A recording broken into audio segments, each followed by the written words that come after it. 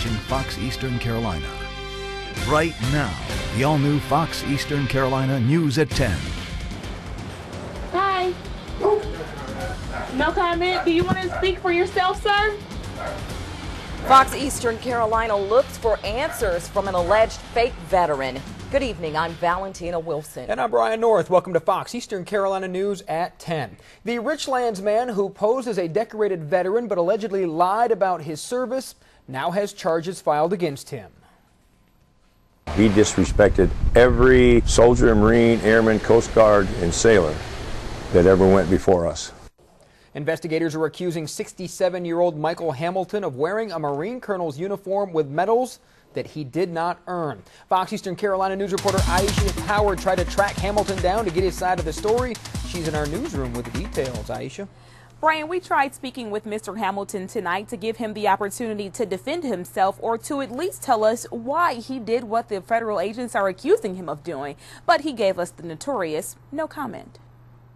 In 2007, Hamilton was also arrested for impersonating a sheriff's deputy. The warrant claims that he was doing special undercover work. Live in the newsroom, Aisha Howard, Fox Eastern Carolina News. All right, Aisha. Now, Hamilton also pleaded guilty last year to changing an ID after he posed in a Marine Lieutenant General's uniform.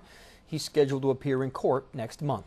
The jury's still out in the cold case murder trial of George Hayden. The former police chief is on trial for the 1972 death of Marine Corps Sergeant Bill Miller. Deliberations continued today in Jacksonville after a sick juror held things up yesterday. No verdict means another day of waiting for Miller's family. George Hayden got to live his life. That was all taken away from my brother and his family and grandchildren. I'm hoping that George Hayden will now pay for the crimes that he committed. The jury will pick up again tomorrow morning at 10. Turning to our weather, where a few raindrops fell in some parts of our viewing area today, but the low off our coast has not produced the big rainmaker we were hoping for. Chief Meteorologist Skip Waters has the latest details and a first look at your Fox weather. At least not the widespread heavy rain that we were looking for. There have been some places that have gotten some pretty good bands of showers coming off this, but it's been primarily along the south coast where folks have reported an inch or better of rain in some places. Now tonight, that center of low pressure continues to swirl out there. The first band that produced showers this afternoon has now moved to our south. There are still some showers just off the coast, but those won't get into our atmosphere until just before daybreak tomorrow. Then we'll have to watch this band of clouds fold across the area during tomorrow morning, but by the afternoon, this low pressure system begins to respond to a frontal system dropping down. It'll begin to move eastward away from us, and as that happens, we'll see more and more sunshine. In fact, the forecast models are all pretty consistent now, not just carrying this out to the east, but significantly out into the east, into the center of the ocean. It's just a relatively harmless low pressure system. Skip, thanks. Meantime, a bus crash in Lenoir County sent several students to the hospital late this afternoon. Highway Patrol officials say it happened in Deep Run on Highway 11. Troopers say the bus was stopped letting a student off when 21-year-old Jay Jackson apparently slammed into the back of the bus at full speed. Now, 7 students and the bus driver were taken to the hospital with minor injuries. Jackson was also taken to the hospital. Troopers say charges are pending. Greenville police say they have caught the man they think shot a woman who was sitting in her car at a stoplight. Alex Stansel faces charges of assault with a deadly weapon inflicting serious injury. The charge stems from the May 6th shooting at the intersection of 14th Avenue and Farmville Boulevard in Greenville. Another man, Sammy Lee Taft, is at large and is also wanted in connection with the case. A Newport man's in jail facing 12 sex-related charges. Carteret County detectives say 44-year-old James Arnold Jr., who goes by the name Hemi, had a sexual relationship with a family member for the past 5 months. The charges include second-degree rape and incest. Police would not release any more information. They're trying to protect the alleged victim. Arnold's in the Carteret County Jail under $100,000 bond. The body of a missing fisherman was found late last night. 69-year-old Wilbur Sawyer was out with another man on a 19-foot crab boat when he fell overboard yesterday. Sawyer was not wearing a life jacket. Rescue crews searched in the water by air, and by the time they found the Bellhaven resident, it was too late. There is no word on arrangements for Sawyer's funeral.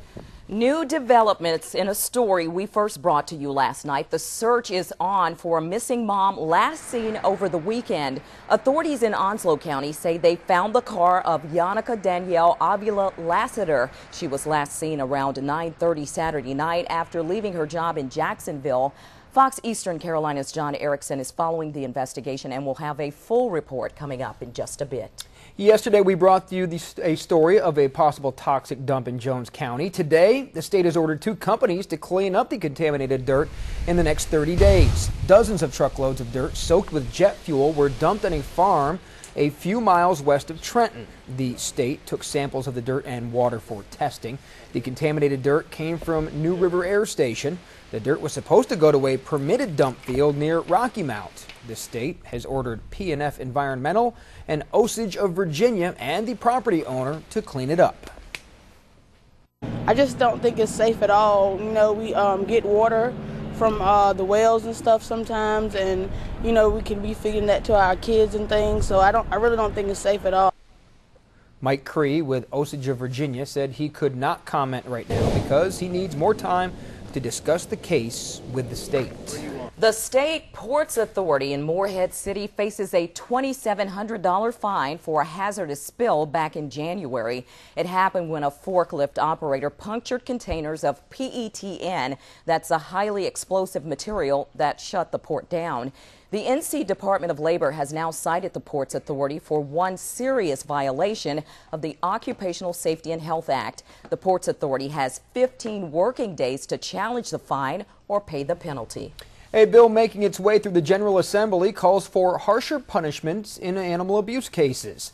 The bill would amend what is now known as Susie's Law and make malicious abuse, such as intentional starvation of animals, a felony rather than their current misdemeanor status. If convicted under the revised bill, offenders could face up to 8 months in prison.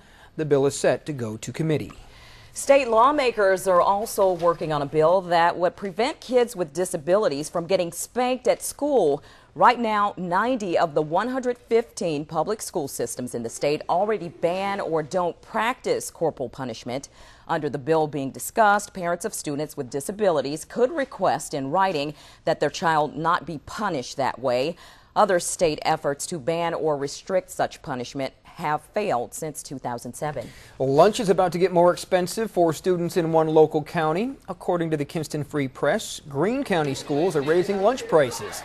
Students will have to pay about $1.75 next year, which is an increase of 15 cents per plate.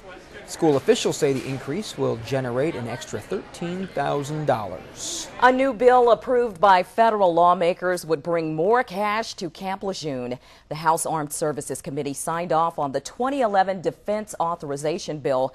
The measure sets aside $789 million for construction projects aboard Camp Lejeune. That includes a mess hall in the French Creek area, along with some new barracks.